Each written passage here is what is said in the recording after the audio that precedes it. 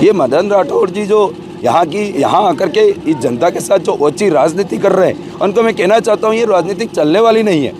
आप यहाँ अपने जब्बे पजामे सफ़ेद सफ़ेद पहन करके आप घूम सकते हैं, आपको यहाँ का वोट नहीं देने वाले, क्योंकि उनको पता है, जनता समझ चुकी है कि जिस तरीके से आपका मन काले कोयले की तरह इन जनता के लिए वो जान चुकी है, वो आपकी लुभावने आपके लालच के अंदर नहीं आने वाली। तो ये कहते हैं कि आप लोग स्टेटमेंट देते हो आदिवासी हिंदू नहीं है, ये समाज को बांटना नहीं है, तो क्या है? आज यहाँ की जनता को सबसे ज़्यादा किसकी ज़रूरत है? धर्म की ज़रूरत है या फिर पानी की ज़रूरत है? आपको और मुझे भी अगर शाम को खाना पानी चाहिए था तो वो ज़रूरत है, उसके लिए बात करने वाला व्यक्ति कौन है? उसके ऊपर हम लोग काम कर रहे हैं। तो समाज को बांटना कैसे हुआ? धर्म को बांटना कैसे हुआ?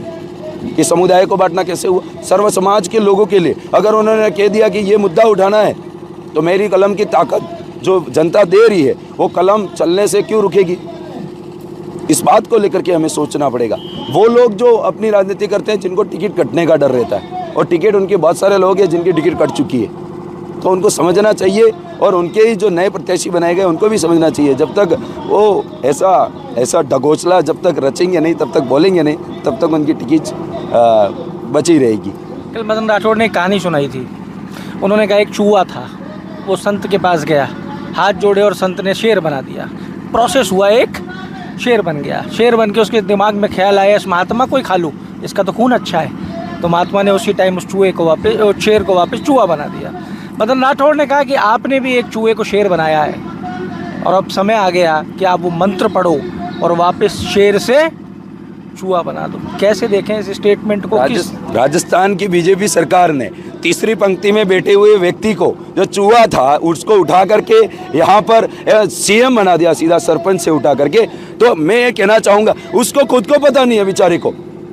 रात को जिस दिन बने थे उनको खुद को यकीन नहीं हो रहा था मैं मुख्यमंत्री बन गया। अगर एक सरपंच को उठा करके आप सीधा मुख्यमंत्री बना दोगे तो वो उस बैलेंस को पहली बात तो जान नहीं पाएगा, समझ नहीं पाएगा, है ना। और जो जिनको बना दिया गया तो वो पर्ची पे ही चलेंगे ना।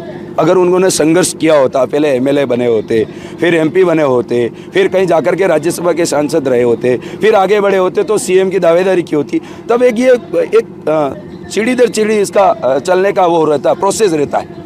तो वो तो किया नहीं, सरपंच से उठा करके किसी को मुख्यमंत्री बना दो तो वो पर्ची खोल करके ही तो पड़ेगा। भजनलाल सरकार पर्ची सरकार है, जब तक पर्ची आएगी नहीं तो मुंह पे काली पट्टी बांध करके बैठी रहेगी, और ये यहाँ पर यही करने वाली है। और अभी लेटर पर लिख रहे हैं कि हम ये कर देंगे वो कर देंगे।